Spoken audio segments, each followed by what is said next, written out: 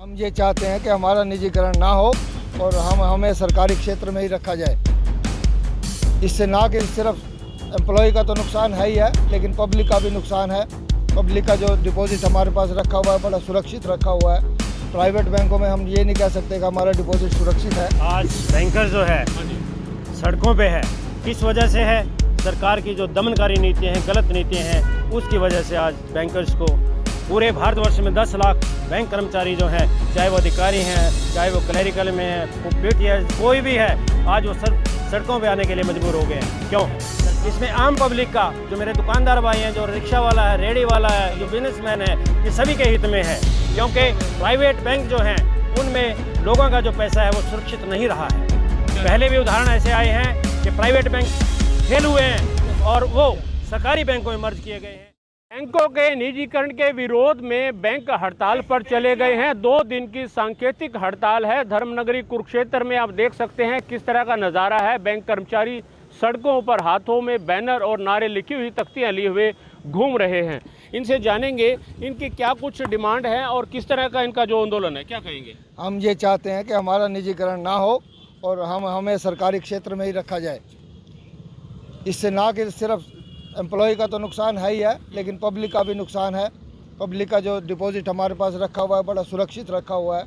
Private बैंकों में हम ये नहीं कह सकते कि हमारा डिपॉजिट सुरक्षित है। और हम चाहते हैं कि जो छोटे छोटे व्यवसायी हैं, जो छोटे छोटे लोग हैं, जो छोटी छोटी अमाउंट लेके अपना रोज़गार शुरू करते हैं और रोज़गार करते वो आगे बढ़ते हैं, तो ये फैसिलिटी जो सरकारी बैंक दे रहा है वो प्राइवेट बैंक नहीं देगा। और हम चाहते हैं कि सरकार इस बिल को ना लाए और हमें सार्वजनिक ही रखे। तो हड़ताल कितने दिन की रहेगी और कौन से बैनर चले? आज 16 और 17 की हमारी हड़ताल है, सांकेतिक हड़ताल है। उसके बाद जो भी हमारा यूनाइटेड फ्रंट बनाया हुआ है उसमें हमारे 10 लाख एम्प्लॉई हैं, वो जो भी हमें आदेश देंगे वो हम मानना होगा। रमेश अरोड़ा, मैं senior vice president Punjab National bank employee union. क्या कहेंगे, आम आदमी को अगर इससे परेशानी है तो उनको भी जोड़ना चाहिए, आना चाहिए? बिल्कुल, आम पब्लिक को ये पता होना चाहिए कि ये जो हम हड़ताल कर रहे हैं ये उनके फ़ायदे के लिए हड़ताल हो रही है। हाँ जी जी, क्या कह रहे थे? इसमें जनता का फ़ायदा है कि इनका सार्वजनिक स्टेटस बना रहे इन बैंकों का।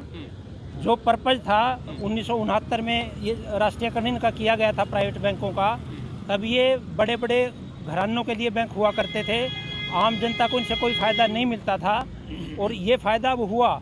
जीरो बैलेंस वाले खाते हैं 90-95% इन्हीं सरकारी बैंकों में। मेरा कहने का मतलब है कि अगर आम आदमी को आप बता रहे हैं परेशानी होगी, अगर निजीकरण हो गया तो क्या आम आदमी को भी हड़ताल के साथ जुड़ना चाहिए? बिल्कुल जुड़ना चाहिए।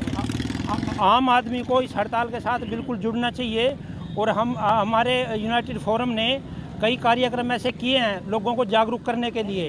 वो बसें लेके चले, कलकत्ता से चले, मुंबई से चले, जहाँ जहाँ उनका नाइट स्टे था, दिन में हर शहर हर कस्बे में उन्होंने लोगों को इकट्ठा करके जागरूक किया गया। हाँ, बिल्कुल किया जाए। तो ये बैंकों की हड़ताल है, 2 दिन की फिलहाल सांकेतिक हड़ताल है और निजीकरण के विरोध में देश भर में इस तरह की हड़ताल आज आपको देखने को मिल रही है। हालांकि आम लोगों को परेशानी भी है, लेकिन उसके बावजूद इनका कहना है कि आम आदमी के लिए ये हड़ताल जो है की जा रही है। क्या कहेंगे सर?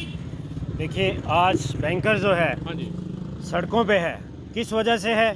सरकार की जो दमनकारी नीतियाँ हैं, गलत नीतियाँ हैं, उसकी वजह से आज बैंकर्स को पूरे भारतवर्ष में 10 लाख बैंक कर्मचारी जो हैं, चाहे वो अधिकारी हैं, चाहे वो क्लरिकल में है, पीटीएस कोई भी है, आज वो सड़कों पे आने के लिए मजबूर हो गए हैं। क्यों? सरकार एक इस शीतकालीन स्तर में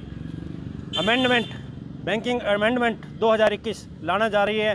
पहले इनका विचार था कि हम 6 तारीख को इसको लेके आएँ संसद में, लेकिन जब इन्होंने देखा कि बैंकों ने 2 दिन की हड़ताल दे दी है तो उन्होंने अपना माइंड थोड़ा चेंज किया कि देखते हैं इनकी जो स्ट्राइक है उसमें क्या असर रहता है। कंसाइलेशन मीटिंग होती है, ऐसा नहीं है कि बैंकर्स अडिग है। बैंकर्स हर उस पर समझौता करने के लिए तैयार है कि सरकार कुछ कहे तो सही। सरकार ने जो उनका एक तोता है, IBA है, एजेंट है उनका, उसके माध्यम से CLC के साथ बैंकर्स की जो यूनाइटेड फ्रंट के लीडर हैं उनके साथ मीटिंग हुई है। 4 दौर हुए हैं, लेकिन उसमें कोई भी निष्कर्ष नहीं निकला और सरकार कहीं भी झुकने के लिए तैयार नहीं है। तो बैंकर्स भी इतना कमज़ोर नहीं है कि अपनी जो डिमांड है जो सड़कों पर आकर ना लाए।